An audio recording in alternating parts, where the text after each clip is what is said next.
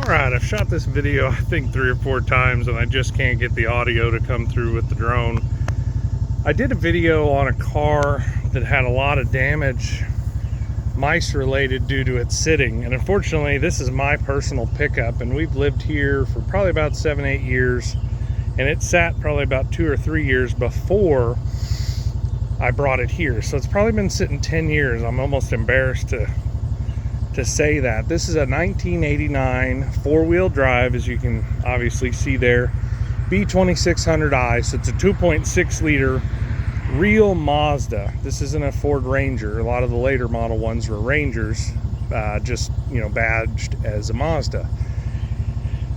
And I hate it because there wasn't anything really wrong with this truck. I ended up buying a newer truck, and that's why I parked this one. But this thing was very reliable, extremely good truck. As you can see, we've got lots of rodent mess left there. They've chewed all kinds of stuff up inside here. Clearly, I guess I decided to use it as a storage. I don't know about anybody else out there. Maybe if a pickup sits around long enough, it seems to turn into storage. The tires were pretty much done on it when I parked it, but it has 31, 10, 50, 15 6-lug wheels and tires under it. And we are going to resurrect this one. I can't just let this one go.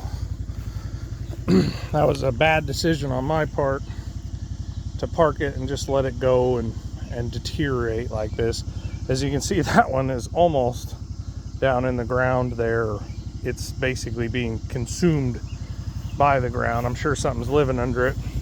I have opened the hood over the years, and you can see the absolute biggest rat's nest you've ever, well, maybe not you've ever seen, but pretty good one. I'm sure there's plenty of mice damage, rodent damage. Actually, I can see some over there where they just chewed. I can see some loom there. There's a pretty big wiring harness under there, so unfortunately this is my doing, so I gotta be the one to fix it. Thing was an absolute rock star truck. I've towed 18-foot trailers with small compact tractors on them. I drove it dependably for well over 10 years, and the truck really didn't deserve this part of it. So this is going to be something I'm going to be dragging out of the earth, I guess.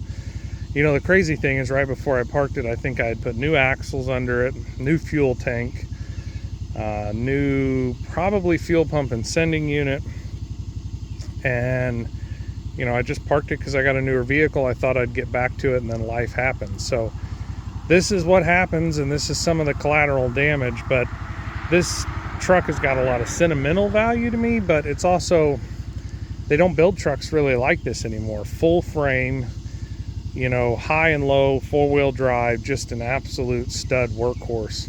And this truck treated me too well for me to have let this happen, or let this happen and not do something about it. So this is definitely something we're going to be taking care of.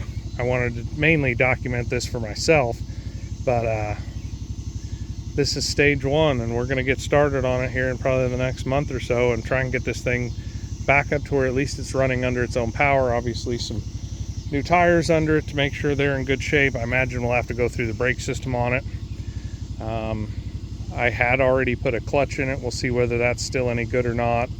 The rear differential, it went out probably about 20 years ago, and I didn't know enough as a technician then to rebuild it properly. I did try.